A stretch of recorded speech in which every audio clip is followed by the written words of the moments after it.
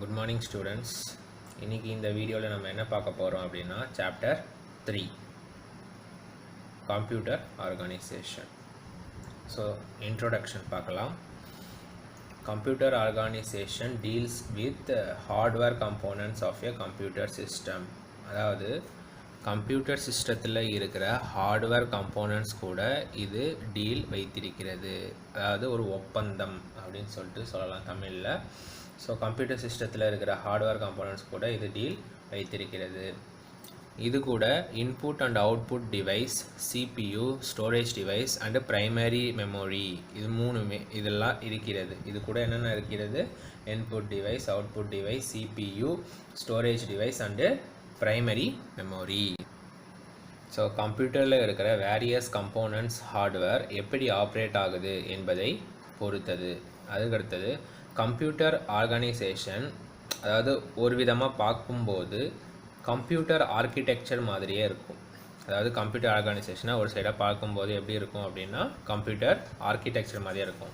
ஆனால் computer architecture என்பது ஒரு கம்ப்யூட்டரை டிசைன் பண்ணுறதுக்காக யூஸ் ஆகிறது. அது கம்ப்யூட்டர் ஆர்கிடெக்சர் அப்படின்னு என்பது என்னென்னா கம்ப்யூட்டரை டிசைன் பண்ணுறதுக்காக யூஸ் பண்ணுறது. ஆனால் கம்ப்யூட்டர் ஆர்கனைசேஷன் என்பது ஹார்ட்வேர் கம்போனண்ட்டு கூட டீல் வச்சுக்குது. என்னென்னா ப்ரோக்ராமர் டிரான்ஸ்பரண்ட்டாக இருக்கணும் அப்படின்ட்டு. அதாவது கம்ப்யூட்டர் ஆர்கனைசேஷன் என்னன்னா ஹார்ட்வேர் கம்போனண்ட்டு கூட டீல், அதாவது ஒப்பந்தம் மாதிரி வச்சுக்குதுன்னு வச்சுக்கோங்களேன். அதாவது ப்ரோக்ராமர் கிட்ட நான் வந்து வெளிப்படையாக தான்ப்பா இருப்பேன் அப்படின்னு சொல்லுவோம்ல. இப்போ நான் வந்து ஒரு கடை முதலாளி, அவனுக்கு நான் வந்து விசுவாசமாக தான் இருப்பேன் அப்படின்னு சொல்கிறோம். அந்த மாதிரி இந்த கம்ப்யூட்டர் ஆர்கனைசேஷன் சொல்லலாம். ஸோ அதுக்கடுத்த டாபிக் என்ன அப்படின்னு பார்த்தோன்னா பேசிக்ஸ் ஆஃப் மைக்ரோ ப்ராசஸர். அதாவது மைக்ரோ ப்ராசஸரில் என்னென்ன பேசிக்ஸ் இருக்குது. இப்போது கம்ப்யூட்டரில் சிபியூ தான் மேஜர் கம்போனண்ட். இதுதான் எல்லா டாஸ்கையும் செய்கிறது. சிபியூ தான் வந்து எல்லா டாஸ்கையும் செய்யுது. கரெக்டு தானே? அடுத்ததாக இது எல்லாமே எது கூட ரியலைஸ்டு மைக்ரோ ப்ராசஸர் கூட இது வந்து ரியலைஸ்டு ஆகிருக்குது. அதாவது என்கிட்ட இன்டகிரேட்டட் சர்க்கியூட்னா ஒருங்கிணைந்த சுற்றுகள் அப்படின்னு சொல்லலாம். தமிழில் வந்து இன்டகிரேட்டட் சர்க்கியூட் வந்து ஒருங்கிணைந்த சுற்றுகள். ரியலைஸ்டு உள்ளடக்கிய, அதாவது இது உள்ளடக்கி இருக்கான். என்ன உள்ளடக்கி இருக்குது அப்படின்னா மைக்ரோ ப்ராசஸர் தான். எது கூட வந்து உள்ளடக்கியது? மைக்ரோ ப்ராசஸர் கூட. இந்த மைக்ரோ ப்ராசஸர் சர்க்கியூட், அதாவது இந்த மைக்ரோ ப்ராசஸர் சர்க்கியூட்டில் இருக்கிற மைக்ரோ ப்ராசஸ் கூட இது ரியலைஸ் ஆகிருக்குது அப்படின்னு சொல்லிட்டு சொல்கிறாங்க. இப்போ அடுத்தது என்ன அப்படின்னு பார்த்தோன்னா மைக்ரோ ப்ராசஸரை ஃபஸ்ட்டு இன்ட்ரடியூஸ் வந்து எப்போ பண்ணாங்க அப்படின்னா 1970 முதல் ஜென்ரல் பர்பஸ், அதாவது of microprocessor 4004 was developed by Intel INC. அதாவது மைக்ரோ ப்ராசஸர் ஃபஸ்ட்டு இன்ட்ரடியூஸ் பண்ணது 1970. இதோட மொதல் பர்பஸ், அதாவது தேவை என்ன? Microprocessor. முதல் general purpose of microprocessor எது அப்படின்னு பார்த்தோன்னா 404. இதை வந்து டெவலப் பண்ணாங்க யார் அப்படின்னா இன்டெல் ஐஎன்சி. ஓகேவா? அதுக்கடுத்தது வந்து மைக்ரோ ப்ராசஸர் என்பது ஒரு மல்டி பர்பஸ் அப்படின்னா எழுதிருக்க பாருங்கள், பல தேவையான. ஓகேவா? Multi purpose silicon chip. Microprocessor என்பது ஒரு multi purpose silicon chip driven by clock pulse. So clock pulse மூலியமாக இது வந்து ட்ரிவன் பண்ணிக்கலாம் அப்படின்னு சொல்லிட்டு சொல்கிறாங்க. அதாவது நீங்கள் கொடுக்குற இன்புட்டை பைனரி ஃபார்மேட்டை அக்செப்ட் பண்ணிக்கும். அப்புறம் அது ப்ராசஸ் பண்ணிவிட்டு அவுட்புட் வந்து மெமரி எப்படி ஸ்டோர் பண்ணீங்களோ அப்படியே கொடுக்கும். அதாவது நீங்கள் கொடுக்குற இன்புட்டை வந்து பைனரி ஃபார்மேட்டை தான் அக்செப்ட் பண்ணிக்கும். அப்புறம் அது என்ன பண்ணுதுன்னா ப்ராசஸ் பண்ணுது பார்த்தீங்களா. அப்போ வந்து உங்களுக்கு வந்து ப்ராசஸ் பண்ணும்போது உள்ளே அதோட பைனரி லாங்குவேஜாக ப்ராசஸ் பண்ணும். ஸோ அதான் சொல்லிட்டேன் ஃபஸ்ட்டாக பைனரி ஃபார்மேட் அப்படின்ட்டு. ஸோ வெளியில் அவுட்புட்டாக வரும்போது எப்படின்னா நீங்கள் கொடுத்தீங்க. இப்போ 1+1 = 2 அப்படின்னு கொடுத்துருப்பீங்க. 1+1 என்டர் அடிச்சுன்னா 2ன்னு வருது. ஸோ அதுக்குள்ளே போகும்போது 1க்கோட வேல்யூ 0001, அதே மாதிரி 1ஓட வேல்யூ 0001. அது ரெண்டுத்தையும் கூட்டி அதோட லாங்குவேஜில் கூட்டிட்டு அது நம்மளுக்கு கொடுக்கும். ஸோ நீங்கள் எப்படி ஸ்டோர் பண்ணீங்களோ அப்படியே கொடுக்குன்னு சொன்ன பார்த்தீங்களா, அதுக்கு அதுதான் அர்த்தம். 2+2ன்னு ஸ்டோர் பண்ணியிருப்பீங்க. அந்த 2+2க்கு வந்து 4ன்னு ஆன்சர் வந்து நீங்கள் எப்படி இப்போ நம்மளுக்கு எந்த லாங்குவேஜ்னால் 4ன்னு தெரிஞ்ச பண்ணால் தான் புரியும்னா, ஸோ அந்த மாதிரி கொடுக்கும் அப்படின்னு சொல்கிறது. அதுக்கடுத்து மைக்ரோ ப்ராசஸர் வந்து 3 மெயின் யூனிட்ஸ் உற்பத்தி ஆனது. ஒரு 3 மெயின் யூனிட் இருக்குது. என்னென்ன அப்படின்னு பார்த்தோன்னா arithmetic logical unit, control unit, register. So arithmetic logical unit, control unit, register. இப்போது அரித்மெட்டிக் லாஜிக்கல் யூனிட்னா என்னன்னு பார்க்கலாம். அரித்மெட்டிக் லாஜிக்கல் யூனிட் ALU இது பெர்ஃபார்ம் பண்ணும், அதாவது என்னென்னா ஃபஸ்ட்டு பாருங்கள் இங்கிலீஷில் படிச்சிடறேன். To perform a arithmetic and logical instruction based on a computer instruction. அதாவது பெர்ஃபார்ம் பண்ணும் அரித்மெட்டிக் அண்ட் லாஜிக்கல் இன்ஸ்ட்ரக்ஷனை கம்ப்யூட்டர் கொடுக்குற இன்ஸ்ட்ரக்ஷன் பிரகாரம், அதாவது கம்ப்யூட்டர் கொடுக்குற இன்ஸ்ட்ரக்ஷனை வச்சுட்டு இது அரித்மெட்டிக் லாஜிக்கல் யூனிட் வந்து பெர்ஃபார்ம் பண்ணும். அதுக்கடுத்து வந்து control unit to control the overall operation of the computer through signals. Computer இருக்கிற மொத்த ஆப்ரேஷனையும் கண்ட்ரோல் பண்ணும். ஓகேவா, கம்ப்யூட்டரில் இருக்கிற மொத்த ஆப்ரேஷனும் இதுதான் கண்ட்ரோல் பண்ணுது. ஆனால் எந்த வழியா அப்படின்னு கேட்கும்போது சிக்னல்ஸ் வழியாக இதை வந்து கண்ட்ரோல் பண்ணும் அப்படின்னு. அடுத்தது வந்து ரெஜிஸ்டர், அதாவது இன்டர்னல் மெமரி சொல்லலாம். இது வந்து they are used to hold the instruction and data for the execution of the processor. அதாவது எதுக்கு யூஸ் ஆகுது அப்படின்னா இன்ஸ்ட்ரக்ஷனையும் டேட்டாவையும் ஹோல்டு பண்ணி வைக்கிறதுக்காக இது வந்து யூஸ் ஆகுது. இன்ஸ்ட்ரக்ஷனையும் டேட்டாவையும் ஹோல்டு பண்ணி வைக்கிறதுக்காக இது யூஸ் ஆகுது. அண்ட் தென் ஹோல்டு பண்ண டேட்டாவையும் இன்ஸ்ட்ரக்ஷனையும் ப்ராசஸரில் எக்ஸிக்யூட் பண்ணணும். ஸோ அதற்காக இந்த ரெஜிஸ்டர் இன்டர்னல் மெமரி யூஸ் ஆகுது. ஸோ அதுக்கடுத்தது வந்து இது என்ன பண்ணுது அப்படின்னு பார்த்தோன்னா இன்புட்டும் அவுட்புட் டிவைஸ் கூடயும் அண்ட் மேக்னெட்டிக் மெமரி யூனிட்ஸ் கூடயும் மைக்ரோ ப்ராசஸரால் கம்யூனிகேட் பண்ண முடியும். இந்த மைக்ரோ ப்ராசஸர் வந்து என்னென்னா இன்புட் அண்ட் அவுட்புட் டிவைஸ் கூடயும் அண்ட் மெமரி யூனிட்ஸ் கூடயும் இந்த மைக்ரோ ப்ராசஸரால் கம்யூனிகேட் பண்ண முடியும்.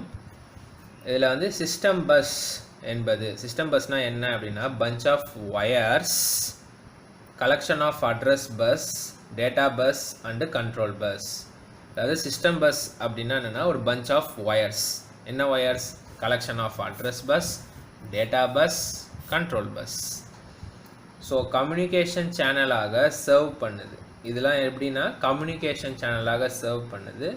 எதுக்கு இடையே அப்படின்னா microprocessor and other device. மைக்ரோ ப்ராசஸருக்கும் அதர் டிவைஸுக்கும் இன் பிட்வீனில் இது இந்த கம்யூனிகேஷன் சேனல், இந்த 3 சேனலும் என்ன ஆகுது அப்படின்னா சர்வ் பண்ணுது. ஸோ ஸ்டூடெண்ட்ஸ் இப்போ புக்கில் வந்து பேஜ் நம்பர் 52 பாருங்கள்.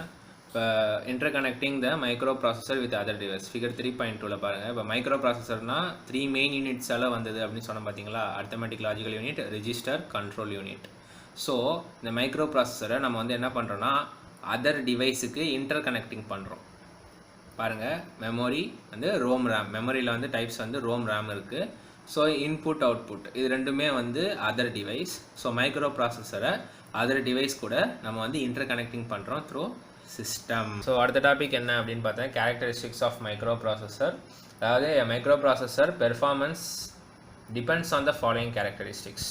இந்த கேரக்டரிஸ்டிக்ஸ் வச்சு தான் மைக்ரோ ப்ராசஸர் பெர்ஃபார்மன்ஸ் வந்து டிபெண்ட் பண்ணியிருக்கு. என்னென்ன பார்ப்போம்.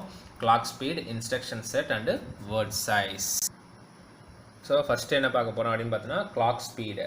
இப்போ கிளாக் ஸ்பீட் அப்படின்னு பார்க்கும்போது speed at which the microprocessor execute the instruction is called clock speed.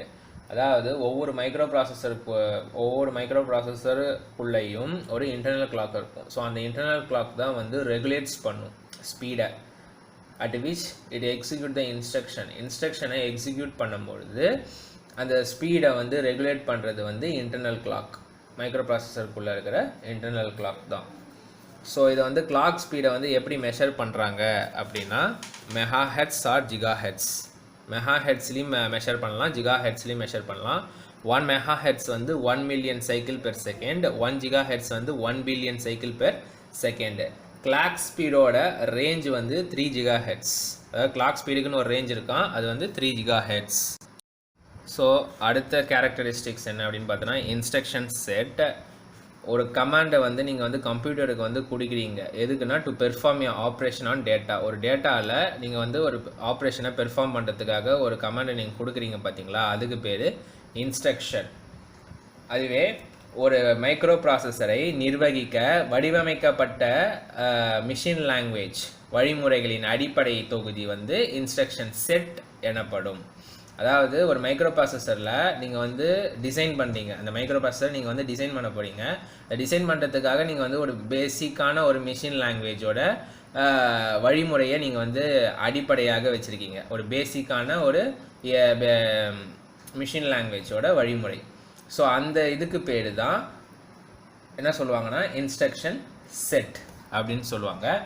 இந்த இன்ஸ்ட்ரக்ஷன் செட்டில் வந்து என்னென்ன மாதிரிலாம் வருது அப்படின்னு பார்த்தோன்னா, this instruction set carries out of the following types of operation. சில பல ஆப்ரேஷன்ஸ்லாம் இருக்குது. அந்த ஆப்ரேஷன்ஸ்லாம் நம்ம வந்து பார்க்கலாம். Data transfer, arithmetic operations, logical operations, control flow and input output.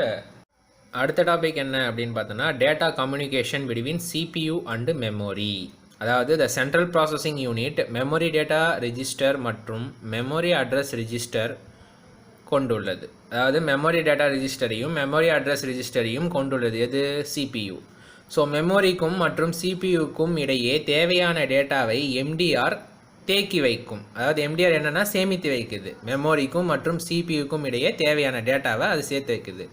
நிரலின் அடுத்த செயற்படுத்த வேண்டிய இன்ஸ்ட்ரக்ஷன் ஓட அட்ரஸை CPU-வில் உள்ள ஸ்பெஷல் ரெஜிஸ்டர் ஆன ப்ரோக்ராம் கவுண்டரில் சேமித்து வைக்கும். அதாவது என்ன சொல்கிறான்னா, அதாவது நிரலின் அடுத்த செயற்படுத்த வேண்டிய இன்ஸ்ட்ரக்ஷன், அதாவது உள்ள ப்ராசஸ் பண்ண வேண்டிய அடுத்த இன்ஸ்ட்ரக்ஷனோட அட்ரஸை வந்து CPU-வில் இருக்க ஒரு ஸ்பெஷல் ரெஜிஸ்டர் இருக்குது, அது பேர் ப்ரோக்ராம் கவுண்டர். ஸோ அந்த ப்ரோக்ராம் கவுண்டரில் இது வந்து சேமித்து வைக்குதாமா. சரியா? அதுக்கு அடுத்தது பஸ்.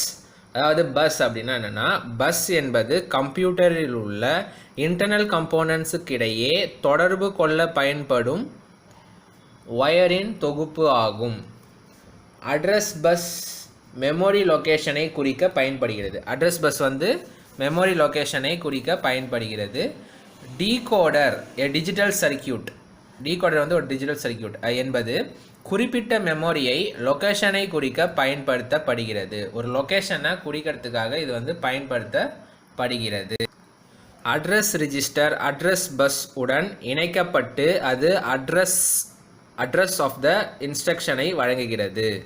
அதாவது என்னென்னா, அட்ரஸ் ரிஜிஸ்டர் அட்ரஸ் பஸ் உடன் இணைக்கப்பட்டு, அட்ரஸ் ரிஜிஸ்டர் அட்ரஸ் பஸ் அதுக்கெல்லாம் இணைக்கப்பட்டு அது வந்து அட்ரஸ் ஆஃப் த இன்ஸ்ட்ரக்ஷனை வழங்குகிறது. டேட்டா பஸ்ஸை பைடைரக்ஷனலையும் மற்றும் அட்ரஸ் பஸ்ஸை யூனிடைரக்ஷனலையும் டேட்டாவை கொண்டு செல்லும். அதாவது டேட்டா பஸ் என்ன பண்ணுதுன்னா பைடைரக்ஷனலையும் டேட்டா பஸ்ஸு, அட்ரஸ் பஸ் வந்து யூனிடைரக்ஷனல் மட்டும். பைடைரக்ஷன்னா இருவழி பாதையில் டேட்டா போகும், அட்ரஸ் வந்து ஒரு வழி பாதையில் தான் போகும். ஸோ அதை வந்து போகும்போது டேட்டாவை கொண்டு செல்லும். அது ஒரு வழி பாதையில், இது வந்து ரெண்டு வழி பாதையில் டேட்டாவை கொண்டு செல்லும் data bus. So control bus அது என்னென்னா, கண்ட்ரோல் பஸ் வந்து control both read and right operations. Read operation வந்து டேட்டாவை ஃபெச் பண்ணுறதுக்கு பண்ணுகிறது, மெமோரியிலேருந்து டேட்டாவை ஃபெச் பண்ணிக்கிறது அண்ட் MDRக்கு ட்ரான்ஸ்ஃபர் பண்ணுது. அதே மாதிரி a single control line performs two operations, read and write. A single control line வந்து perform two operations, read and write using 1 or 0. Right operation வந்து ட்ரான்ஸ்ஃபர் பண்ணுது டேட்டாவை ஃப்ரம் MDRலிருந்து மெமோரிக்கு. ஃபிகர் 3.3 புக்கில் இருக்குது, அதை பார்த்துக்கோங்க. அதுக்கடுத்து நம்ம பார்ப்போம், மெமோரி டேட்டாவும் மற்றும் ரேமில் உள்ள வேர்டின் அளவும் 8 பிட் ஆகும். MDRோட சைஸ் 8 பிட்டு மெமோரியில் கனெக்ட் பண்ணியிருக்கிறது. வேர்டும் 8 பிட் சைஸ். அதாவது MDRோட சைஸ் வந்து 8 பிட்டு, மெமரியில் கனெக்ட் பண்ணியிருக்கும் போது வேர்டோட சைஸும் 8 பிட்டு தான் அப்படின்னு சொல்லிட்டு சொல்கிறான். ஸோ டேட்டா பஸ் வந்து 8 பேரலல் ஒயர்ஸ் இருக்குது. டேட்டா பஸ்ஸில் மொத்தம் 8 பேரலல் ஒயர்ஸ் இருக்குது. எதுக்குன்னா to transfer the data from MDR to word or word to MDR. MDRலேருந்து வேர்டுக்கு இல்லை வேர்ட்லேருந்து MDRக்கு. ஸோ அது கண்ட்ரோலை பொறுத்தது. அதாவது என்ன கண்ட்ரோல்னா ரீட் அண்ட் ரைட் கண்ட்ரோல் சொல்லுவாங்க. ஸோ அந்த கண்ட்ரோலை பொறுத்தது. கண்ட்ரோல் லைன் வந்து ரீட் அண்ட் ரைட், அது சொன்னல போனதுலேயே. கண்ட்ரோல் லைன் வந்து read and write. So which becomes 1 means read, 0 means write. So 1னா ரீட் ஆப்ரேஷன், 0னா write operation. Check in 3.4 figure 3.4ல் செக் பண்ணுங்கள், அதில் தெரியும். ஸோ ரீட் ஆப்ரேஷன் வந்து transfer the data from word to memory. அதாவது ரீட் ஆப்ரேஷன் வந்து டேட்டாவை ட்ரான்ஸ்ஃபர் பண்ணி வேர்ட்லேருந்து மெமோரிக்குமா. அதே மாதிரி ரைட் ஆப்ரேஷன் வந்து transfer the data from MTR to word, அது வந்து டேட்டா ஃப்ரம் வேர்ட்லேருந்து மெமரிக்கு பண்ணுது, மெமரி டேட்டா ரிஜிஸ்டருக்கு பண்ணுது. அதே மாதிரி ரைட் ஆப்ரேஷன் வந்து எம்டிஆர்லேருந்து வேர்டுக்கு பண்ணுது. ஸோ அடுத்த டாபிக் என்ன அப்படின்னு பார்த்தோன்னா 3.4 types of microprocessor. So microprocessor வந்து கிளாஸிஃபைட் பண்ணியிருக்காங்க based on a following criteria. இதுதான் பாருங்கள். ஃபஸ்ட்டு வந்து டேட்டாவோட அகலம் வைத்து ப்ராசஸ் பண்ணும். டேட்டா எவ்வளோ அகலமாக இருக்குது, எவ்வளோ பிட்டை கண்டெயின் பண்ணியிருக்கு, அதை வச்சு ப்ராசஸ் பண்ணும். ரெண்டாவது வந்து இதை இன்ஸ்ட்ரக்ஷன் செட்டு, கட்டளை தொகுப்பு, தமிழில் வந்து கட்டளை தொகுப்பு அப்படி சொல்லுவாங்க இன்ஸ்ட்ரக்ஷன் செட்டை. Classification of microprocessor based on the data width. இப்போ வந்து ஃபஸ்ட் என்ன பார்க்க போகிறோம், classification of microprocessor based on the டேட்டாவோட வித், அதாவது டேட்டாவோட அகலம் வைத்து ப்ராசஸ் பண்ணணும்னு சொன்னோம் பார்த்தீங்களா. இப்போ அதோடது இப்போ நம்ம பார்க்கலாம். இப்போது டேட்டாவோட அகலத்தை பொறுத்து மைக்ரோ ப்ராசஸர் வந்து கட்டளைகளை செயலாக்கும், அதாவது இன்ஸ்ட்ரக்ஷன்களை ப்ராசஸ் பண்ணும் டேட்டாவோட அகலத்தை வைத்து. அதுக்கடுத்து வந்து மைக்ரோ ப்ராசஸர் வந்து பின்வருமாறு வகைப்படுத்தலாம், அதாவது மைக்ரோ ப்ராசஸரை இந்த மாதிரி வகைப்படுத்தலாம் அப்படின்னு சொல்கிறாங்க. எப்படி அப்படின்னா 8, 16, 32, 64 பிட் மைக்ரோ ப்ராசஸர். 8, 16, 32, 64. ஸோ அதுக்கடுத்து வந்து இன்ஸ்ட்ரக்ஷன் செட்டை வைத்து எப்படி, அதாவது ஃபஸ்ட்டு நான் என்ன சொன்னேன், டேட்டாவோட அகலம் சொன்னேன். இப்போ அதுக்கடுத்து வந்து இன்ஸ்ட்ரக்ஷன் செட்டுன்னு சொன்னேன், கட்டளை தொகுப்பு, அதான் இன்ஸ்ட்ரக்ஷன் செட்னா. ஸோ அதை வச்சு எப்படி பண்ணுறாங்க அப்படின்னு பார்த்தோன்னா, மைக்ரோ ப்ராசஸரை வகைப்படுத்தும் பொழுது இன்ஸ்ட்ரக்ஷன் செட்டோட அளவு வந்து ஒரு முக்கியமான கருத்தாக அமையும். ஆரம்பத்தில் மைக்ரோ ப்ராசஸர் மிகச்சிறிய அளவிலான இன்ஸ்ட்ரக்ஷன் செட்டை கொண்டு இருந்தது, ஏனெனில் காம்ப்ளெக்ஸ் ஹார்ட்வேரோட விலை உயர்ந்ததும் அதே மாதிரி பில்ட் பண்ண மிக மிக கடினமாக இருந்தது. இது ரெண்டால் என்ன ஆச்சுன்னா, ஆரம்பத்தில் மைக்ரோ ப்ராசஸர் சிறிய அளவிலான இன்ஸ்ட்ரக்ஷன் செட்டை கொண்டிருந்தது, ஏனெனில் காம்ப்ளெக்ஸோட ஹார்ட்வேரோட விலை உயர்ந்ததும், காம்ப்ளெக்ஸோட ஹார்ட்வேர் வந்து உயர்ந்துருச்சு, விலையெல்லாம் வந்து ஏறி போச்சு. அதே மாதிரி பில்ட் பண்ணுறதுக்கு கொஞ்சம் கஷ்டமாக வேறு இருந்தான், ரொம்ப கஷ்டமாக இருந்துச்சான். அதனால் வந்து ஆரம்பத்தில் மைக்ரோ ப்ராசஸர் அப்படி இருந்திருக்கு. ஸோ இப்போ என்ன அப்படின்னு பார்த்தோன்னா, இந்த இஷ்யூவெல்லாம் வந்து சமாளிக்க டெக்னாலஜி வளர்ந்ததால், இந்த இஷ்யூலாம் சமாளிக்கிறதுக்கு டெக்னாலஜி வந்து வளர்ந்ததால் மைக்ரோ ப்ராசஸரோட செயல்பாடுகளை மேலும் மேம்படுத்தப்பட்டு காம்ப்ளெக்ஸ் இன்ஸ்ட்ரக்ஷன் வந்து அதில் சேகரிக்கப்பட்டன. அதாவது இந்த இஷ்யூலாம் சமாளிக்க டெக்னாலஜி வந்துச்சு. ஸோ அந்த டெக்னாலஜியை வச்சு மைக்ரோ ப்ராசஸரோட செயல்பாடுகளை அப்டேட் பண்ணாங்க. அப்டேட் பண்ணப்பட்டு காம்ப்ளெக்ஸோட இன்ஸ்ட்ரக்ஷனில் வந்து அதில் சேர்க்கப்பட்டன, காம்ப்ளெக்ஸ் இன்ஸ்ட்ரக்ஷனை அதில் சேர்க்கப்பட்டன. ஸோ இன்ஸ்ட்ரக்ஷன் செட்டின் அடிப்படையில் மைக்ரோ ப்ராசஸரை 2 வகைப்படுத்தலாம். என்னென்ன அப்படின்னா RISC, CISC. இப்போ ஃபஸ்ட்டு RISCனா என்னென்னு பார்க்கலாம். RISC என்பது ரெடியூஸ்ட் இன்ஸ்ட்ரக்ஷன் செட் கம்ப்யூட்டர்ஸ். அவை மிகவும் சிறிய இன்ஸ்ட்ரக்ஷன்களை கொண்டது, சிறிய இன்ஸ்ட்ரக்ஷனை அது வைத்திருக்கும். அதே மாதிரி காம்ப்ளெக்ஸ் இன்ஸ்ட்ரக்ஷன்களை எளிமையான முறையில் இம்ப்ளிமெண்ட் செய்யப்பட்டதால் இன்ஸ்ட்ரக்ஷன் செட்டோட சைஸ் குறைக்கப்பட்டது. எக்ஸாம்பிள் ஆஃப் RISCயோட எக்ஸாம்பிள் என்ன அப்படின்னா Pentium K7, AMD K6, Intel P6. இப்போ அடுத்தது வந்து CISC என்பது complex instruction set computers. they support hundreds of instruction, அதாவது நூற்றுக்கணக்கான இன்ஸ்ட்ரக்ஷன்களை ஆதரிக்கும்.